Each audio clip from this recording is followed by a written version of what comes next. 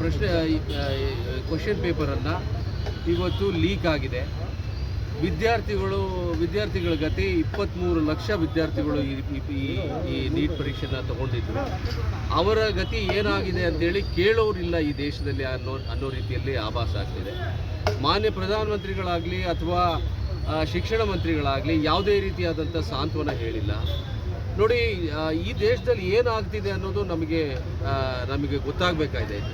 ವಿದ್ಯಾರ್ಥಿಗಳಿಗೂ ಕೂಡ ಗೊತ್ತಾಗಬೇಕಾಗಿದೆ, ಈ ಸರ್ವೇ ಸಾಮಾನ್ಯ ಜನರಿಗೂ ಕೂಡ ಗೊತ್ತಾಗಬೇಕಾಗಿದೆ.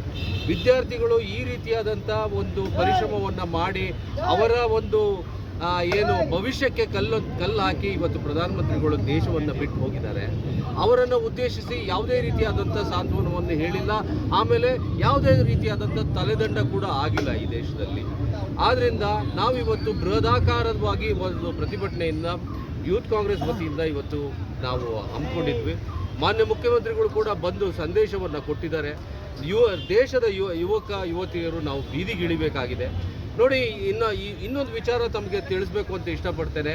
ಚೈನಾದಂಥ ದೇಶದಲ್ಲಿ ಈ ರೀತಿಯಾದಂಥ ಪರೀಕ್ಷೆಗಳಲ್ಲಿ ಮಾಡುವಂಥ ಸಂದರ್ಭದಲ್ಲಿ ಆರ್ಮಿಯನ್ನು ಉಪಯೋಗಿಸಿ ಅಲ್ಲಿ ಸರ್ಪಗಾವಲು ಕಾಯುವಂಥ ಕೆಲಸ ಮಾಡ್ತಾರೆ. ಆಮೇಲೆ ಯಾವುದೇ ರೀತಿಯಾದಂಥ ಅವ್ಯವಹಾರ ಅಥವಾ ಲೀಕ್ ಆದಂಥ ಸಂದರ್ಭದಲ್ಲಿ ಅದನ್ನು ದೇಶದ್ರೋಹಿ ಅಂತ ಹೇಳಿ ಅವರನ್ನು ನೇಮಿಸಿ ಅವರ ವಿರುದ್ಧ ಮೊಕದ್ದಮೆಯನ್ನು ಮಾಡಿ ಅವರನ್ನು ಶಿಲುಬೆಗೆ ಏರಿಸುವಂಥ ಕಾನೂನುಗಳಿದ್ದಾವೆ. ಆದರೆ ಈ ದೇಶದಲ್ಲಿ ಯಾವುದೇ ಕಾನೂನುಗಳಿಲ್ಲ ಅನ್ನೋದು ಒಂದು ದೊಡ್ಡ ವಿಪರ್ಯಾಸ.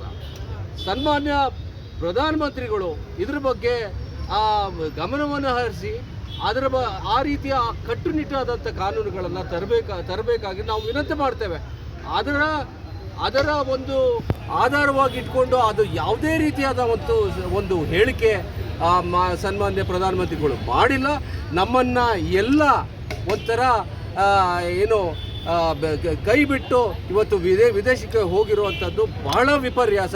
ಆದ್ದರಿಂದ ಈ ಪ್ರತಿಭಟನೆ ಅಂತ ನಾನು ಹೇಳೋದಕ್ಕೆ ಇಷ್ಟ.